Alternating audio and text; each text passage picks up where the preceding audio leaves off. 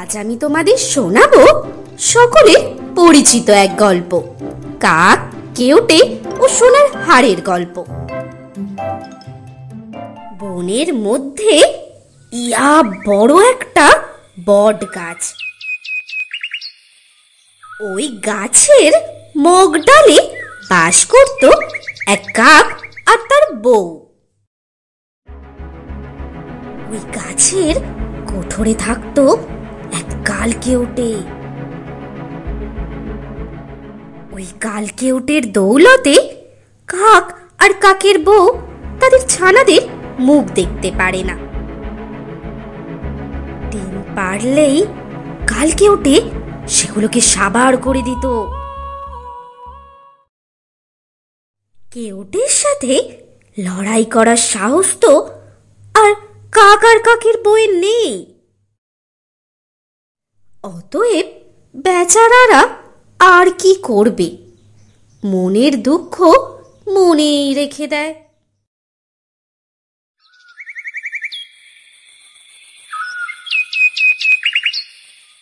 বট গাছের কাছাকাছি আর এক গাছের গোড়ায় মাটির গর্তে বাস করত এক চালাক শেয়াল।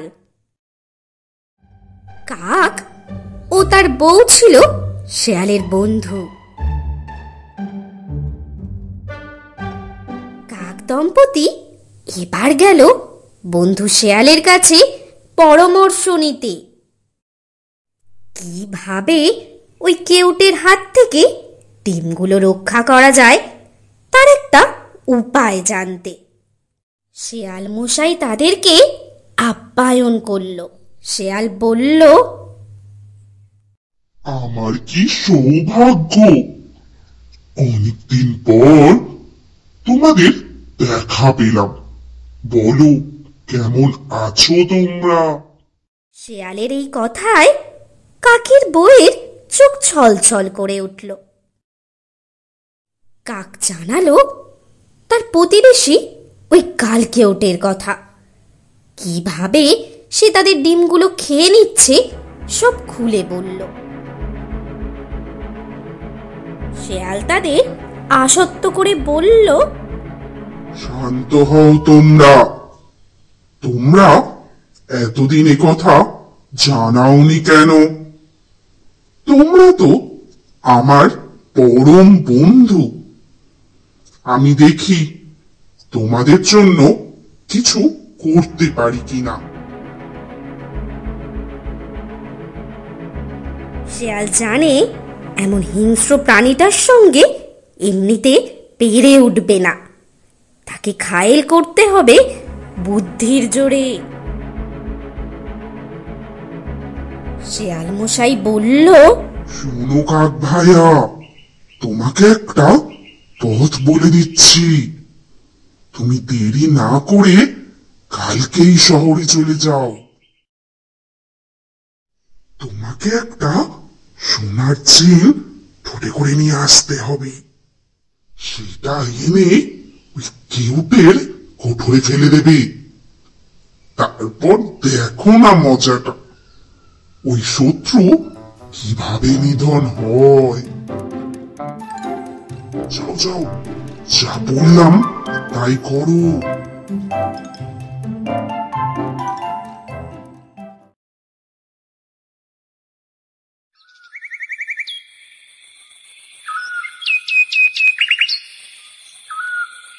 পরদিন সকাল হতেই কাক তার বউকে নিয়ে বেরিয়ে পড়ল।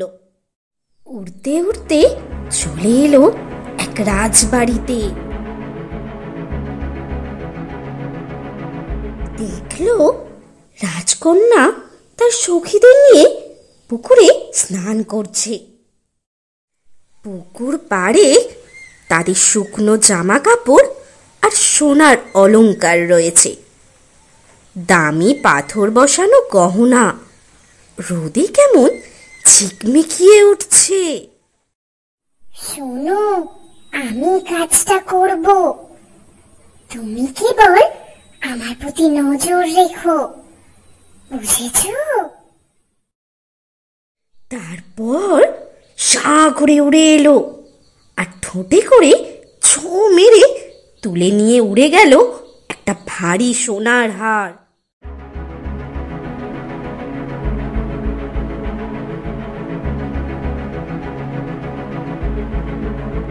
তাদের চিৎকার শুনে রাজপ্রহরীরা ছুটে এলো। লাঠি সোটা নিয়ে তারা ছুটল উড়ন্ত কাকের পিছনে পিছনে। এদিকে কাক উড়তে উড়তে এসে পৌঁছালো সেই কালকেউটের কোঠরের কাছে।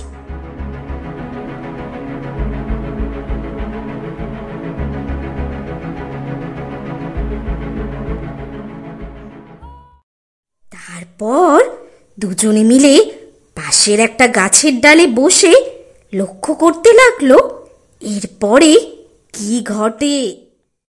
ইতিমধ্যেই রাজপ্রহরীরা ছুটতে ছুটতে ওই বট গাছের তলায় এসে থামলো। সেই গাছের কোঠরের কাছাকাছি যেতেই সে দেখলো মস্ত বড় একটা কেউটে ফোনা তুলে ফুসফুস করছে। ব্যাস, আর যায় কোথায়? সপাসপ পড়তে লাগলো লাঠির আঘাত। সাপের মাথা থেতলে গেল, হাড়গোড় ভেঙে গেল, প্রাণবায়ু বেরিয়ে গেল। সোনার হারটা উদ্ধার হলো। রাজপ্রহরীরা ফিরে গেল রাজবাড়িতে। কাক আর কাকগিন্নির কি হলো? তাদের আর দুঃখ রইল না কোনো, পরম সুখে সংসার করতে লাগলো।